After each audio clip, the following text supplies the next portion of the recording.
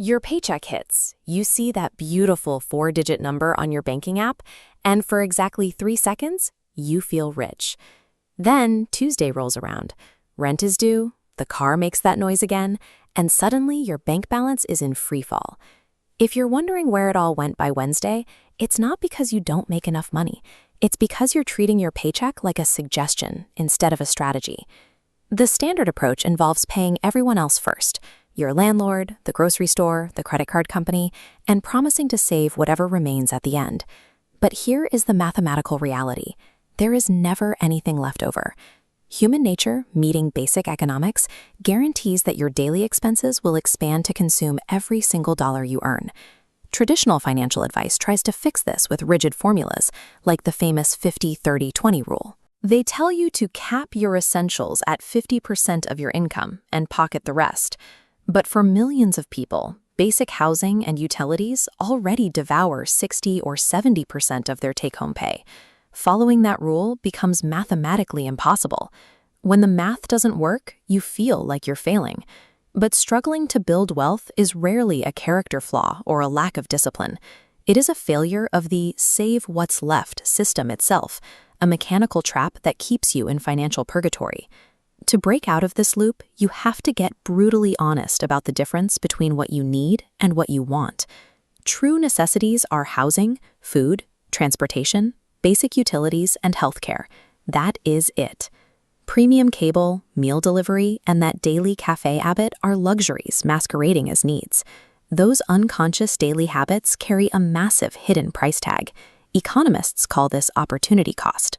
Let's isolate just one routine, spending $4 or $5 on a coffee or a digital subscription, adding up to about $54 a month. On its own, $54 seems harmless. But if you look at the future value of that money, if you invested it instead of spending it over a few decades, that flat line of pocket change balloons into hundreds of thousands of dollars. That daily purchase costs far more than $54. You are trading away the future experiences, the early retirement, and the sheer flexibility that those dollars could have bought you down the road. When you don't track exactly where your money goes, it goes everywhere except where it should. Unconscious spending siphons away your future wealth, quietly eroding the gap between where you are and where you want to be. There is a brutally simple productivity concept called eating the frog. The idea is that if you have to eat a live frog, do it first thing in the morning. In other words, tackle the hardest, most intimidating task before you do anything else. When it comes to your paycheck, the frog is the one transaction most people put off until the end of the month. To build wealth, the absolute first transfer you make on payday, before the rent, before groceries, before a single bill gets paid, must be to your future self. This timing dictates your entire financial trajectory. Look at two identical monthly investments. One starts at 25, the other waits until 35. By waiting just 10 years, you literally cut your final retirement balance in half. This exponential growth follows the rule of 72. Divide 72 by your annual interest rate to find the exact years your money takes to double. A higher rate shrinks the timeline, and wealth accelerates. You can always earn more money, but you cannot earn more time. Swallowing the frog on payday is the only mechanical system that allows you to start buying that time today. Even a perfect system faces one massive psychological threat: the raise. Earning more money feels like the ultimate solution, but it's actually the moment your wealth is most vulnerable. As soon as your income increases, your brain quickly absorbs that extra cash into a new normal.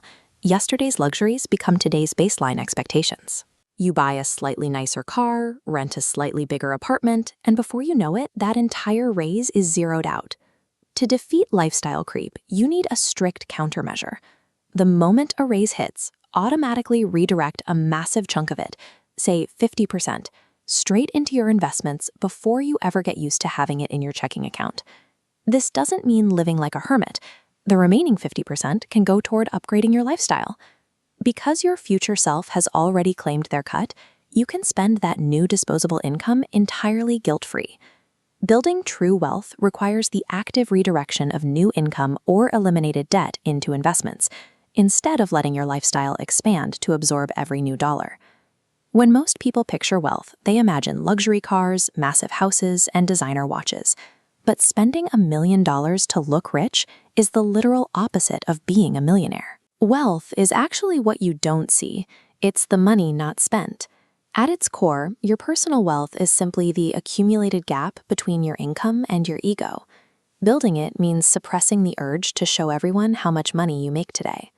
We try to manage this ego with perfectly calculated spreadsheets, aiming to be coldly rational about every penny. But perfectly rational plans usually break the moment life gets complicated.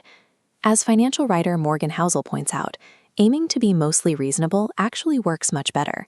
You aren't a spreadsheet. You're an emotional human being whose goals are going to change over time. A rigid plan shatters under pressure. A reasonable plan actively builds in room for error, protecting you against your own future unpredictability. This is why you don't actually need a specific reason to save. Earmarking funds for a car or a house is fine, but the most important money you set aside is for the completely unpredictable curveballs that life will inevitably throw at you. Paying yourself first secures the highest dividend that exists in finance: total, absolute control over your own